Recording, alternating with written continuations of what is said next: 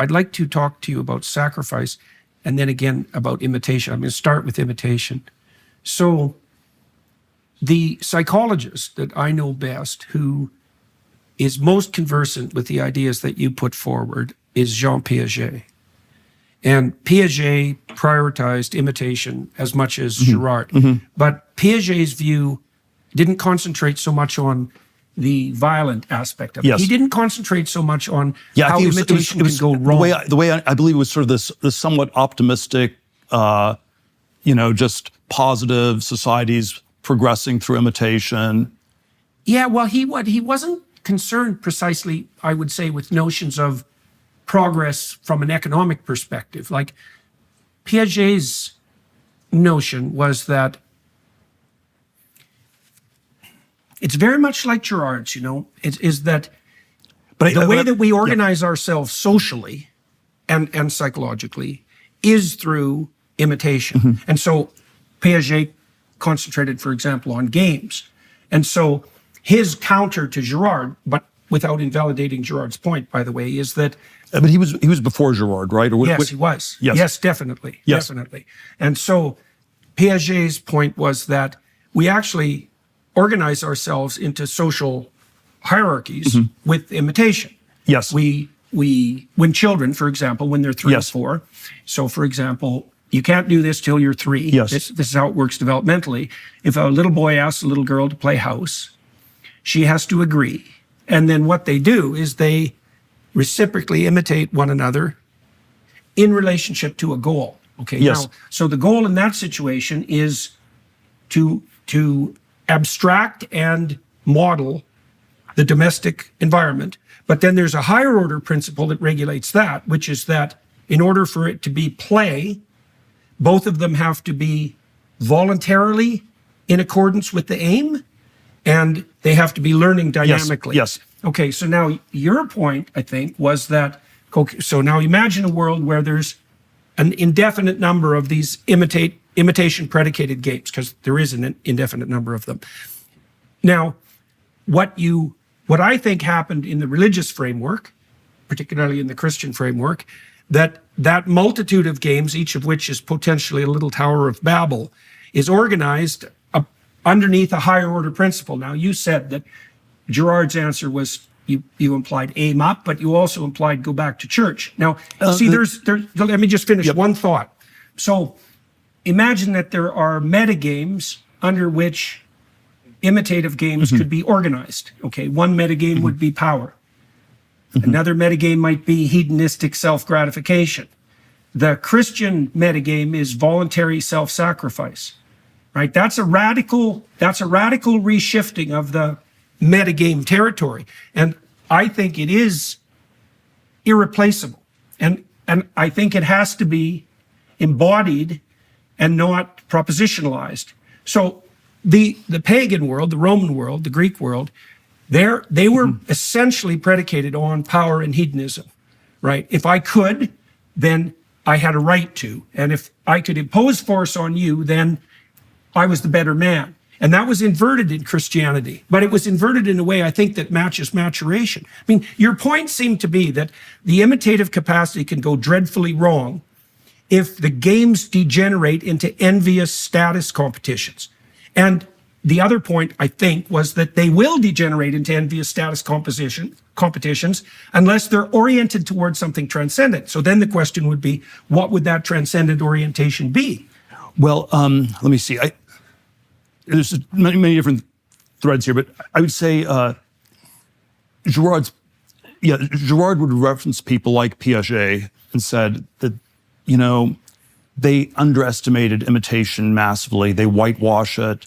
It's, if you ignore this all-important runaway violence dimension and things like this. Yeah, well, Piaget was not a psychopathologist, right? He was a study of normative development. And then I think Girard's intuition was much more that, in some sense, the so-called normal case is the less important one. And it's the extreme case. It's where, it's the madness of crowds.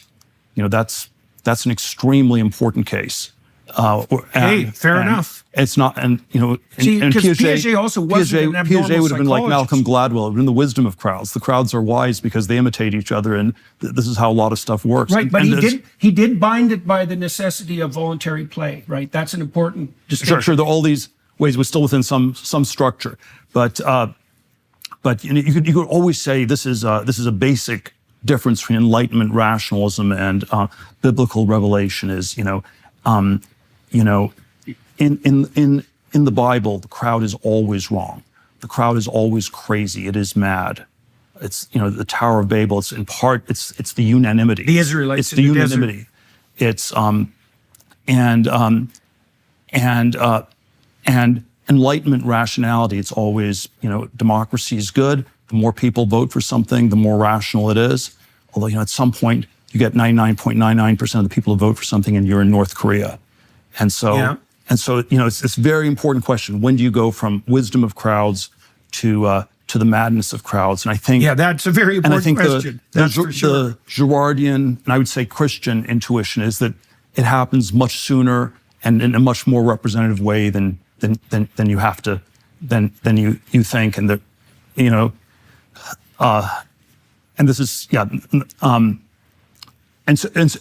so that's sort of one dimension.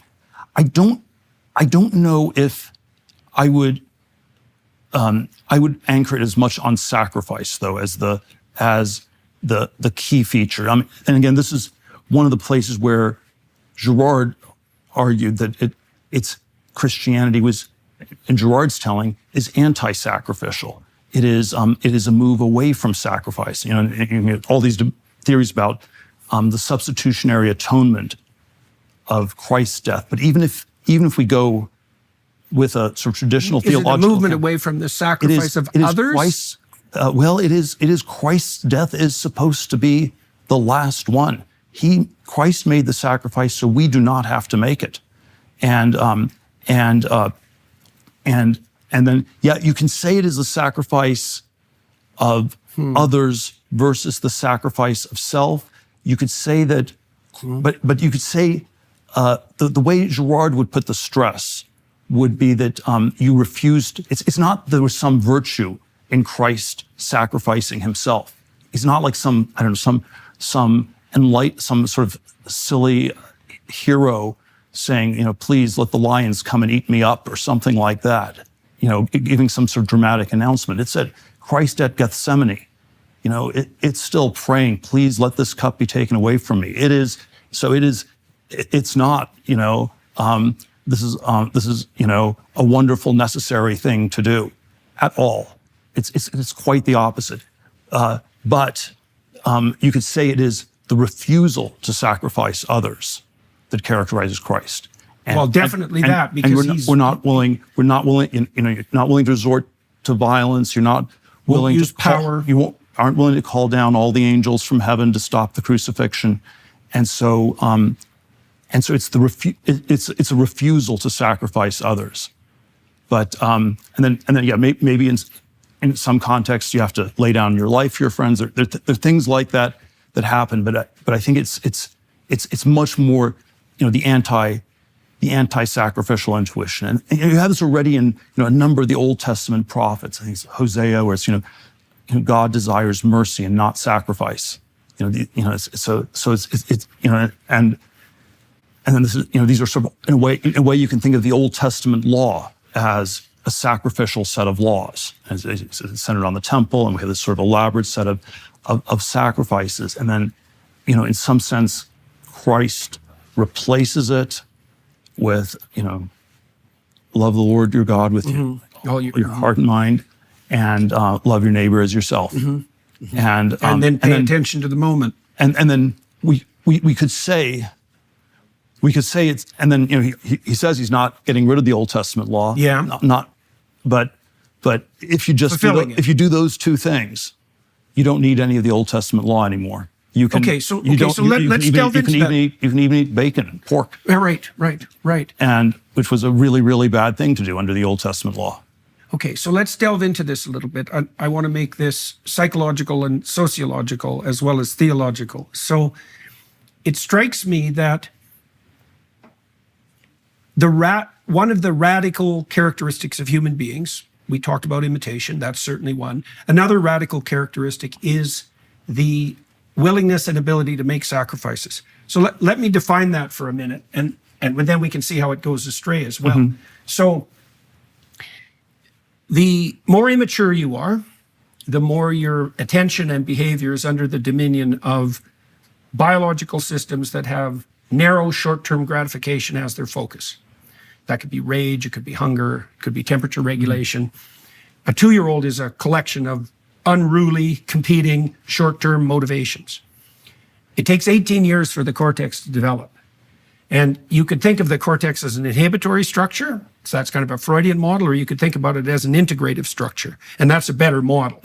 Part of Piaget's model is useful in that regard because we integrate within the confines of imitative games. But there's more to it than that. So as you become more mature, this kind of a definition of maturity, you focus more on the tomorrow and next month and next year. So your temporal span of apprehension increases, and you regulate your behavior in the present in relationship to the future. That's a sacrificial move because you're sacrificing immediate gratification for the stability of the future. As a spouse, a parent, or a leader, people count on you. But if you're constantly tired, unfocused, and just not feeling like yourself, how can you show up the way they need you to? That's where Merrick Health comes in.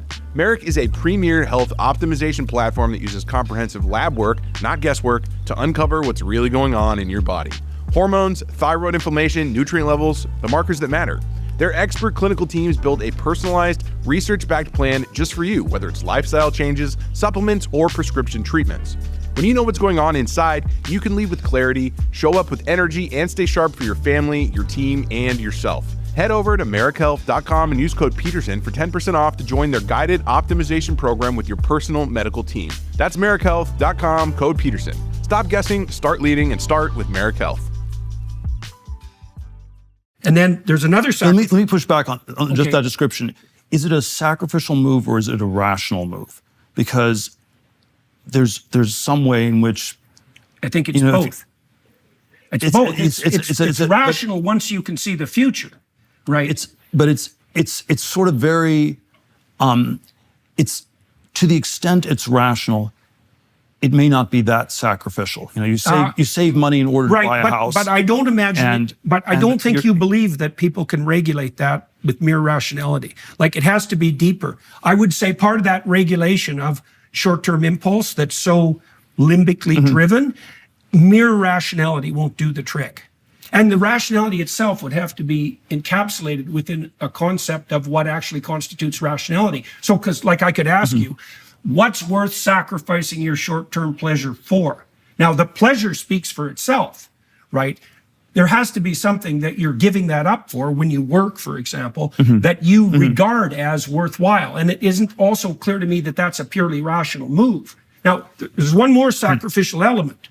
It's like, as you mature, it becomes less and less about what the motivated subcomponents of you want now, and more about how you find harmony in competition and cooperation in social groups. So, for example, one of the things children have to learn between 2 and 3 to be social is to take turns. And that's also a sacrifice because the default is, it's always my turn.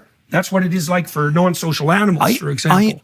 But if, this is where I want to push back a little bit. Push away, man. Where I don't think you tell a 2 or 3-year-old this in the language of sacrifice, and no, you probably act it out for them.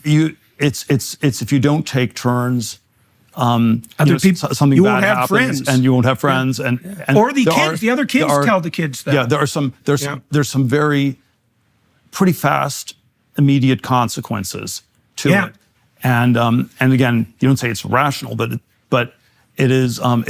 It's sort of you learn pretty fast to do these things, and then the place where I'm uncomfortable with using the sort of language of sacrifice is that that the evidence-based, non-rational part of it, if that's all we have left, I wonder whether those are the sacrifices that we should make.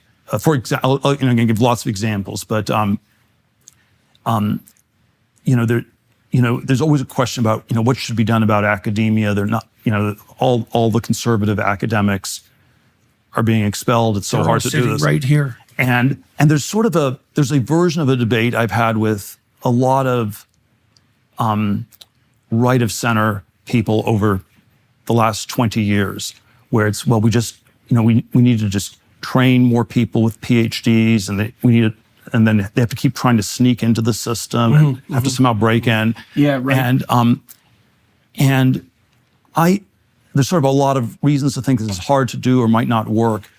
But the way I push back on it is, it strikes me as an irrational kind of sacrifice. And so from the point of view of a young person who is going to be a right-wing academic with a PhD and will be completely unemployable, that's not a rational sacrifice they made. It's a very foolish choice that perhaps this language of sacrifice confused things. And then Fair the enough. non-sacrificial move, is roughly like what you yourself did with, the University of Toronto, wherever you were, where it's at some point, I am not putting up with these silly sacrifices they're making me make in academia. I'm not sacrificing my mind, or I'm not playing by all their silly rules.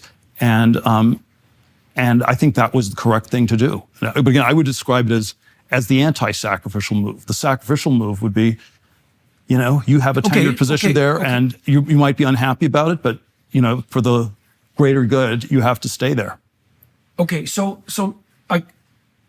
there were things I wasn't willing to sacrifice to stay there. There's no doubt about that. But I would also say that, and I think those were irrational things that you should not have sacrificed. I think you made totally the right decision. Okay, but I would also say, I would describe it as the way I would describe it, and maybe this just shows how the language of sacrifice is confusing. But I would describe it as you refused to make the sacrifices that were demanded of you because they were silly, irrational, crazy. In relation to what? See, that's the issue, because I think that's true. But in relation to things that, again, maybe can't be fully rationally defined, but in relation to some of the alternatives you could do, in relation to, maybe even something as stupid as what you found hedonically enjoyable, right? Did you find it enjoyable sitting on silly faculty committees as a tenured professor, or did you find it boring? And it wasn't fun. The boredom wasn't fun, and it's not the only reason to leave. Maybe it's not a sufficient reason, but from my perspective, it's a good partial reason. so There were probably a lot of things like this that added up. I was unwilling to sacrifice my tongue. And so what I sacrificed was my job and my clinical career so I could keep my tongue. But there's a Christian element to that too, because the Christian insistence is that the truth-oriented word establishes the order that's good. And so, but I don't think we can escape the sacrificial language, because I had to give up my job, both of them. I had three, because I had a private business. And I couldn't touch that. But again, I don't want to make this too aggrandizing to you, but I think what you're doing is far better, far more important now. I'm certainly not unhappy about it. So if you had sacrificed your job and you were completely unemployable and had no economic prospects, you could describe it as sacrificing your job so you could express yourself. But if nobody's listening to you, that might be a pretty irrational thing to do. Again, it's rational for you to focus on reaching a much larger audience, for you to do all these things, and I think those were good decisions. You didn't let let's say the moralizing left-wing people in academia get to you. You didn't let their value system control you. Their value system is that, there's nothing more important than academia. This is the world that really matters. This is where you have to fight the battles. You said, no, you didn't let that morality control you. So I would describe it as Christian or maybe Nietzschean, but anti-sacrificial, what you did, in a very good way. Yeah. Well, I understand. I understand what you're saying. But then the meta layer would be this is where maybe just the language of sacrifice is often more confusing than helpful.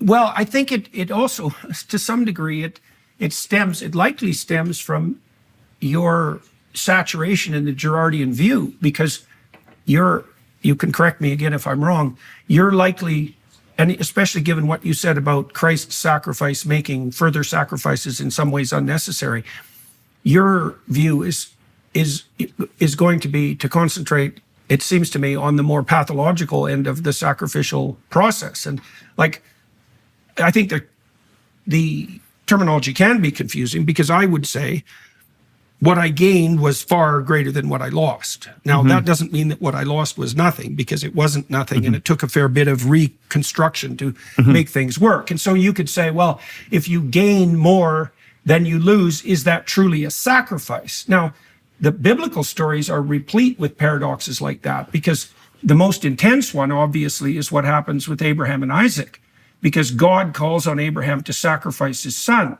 and Abraham is willing to do so.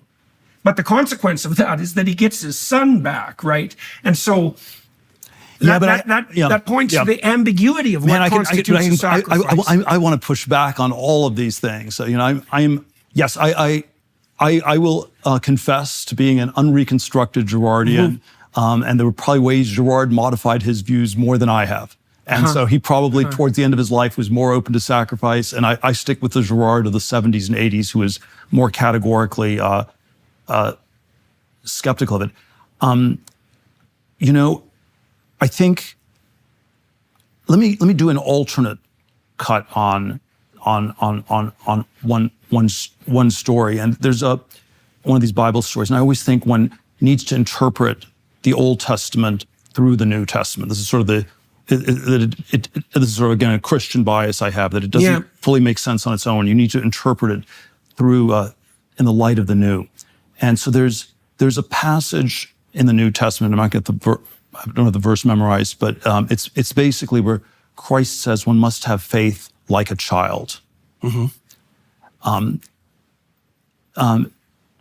then it's again, you can think it's like an abstract thing, but maybe it's again, we should always think more concretely. And the concrete question I would have is there a faith of a child that's being highlighted as especially noteworthy and worthy of emulation?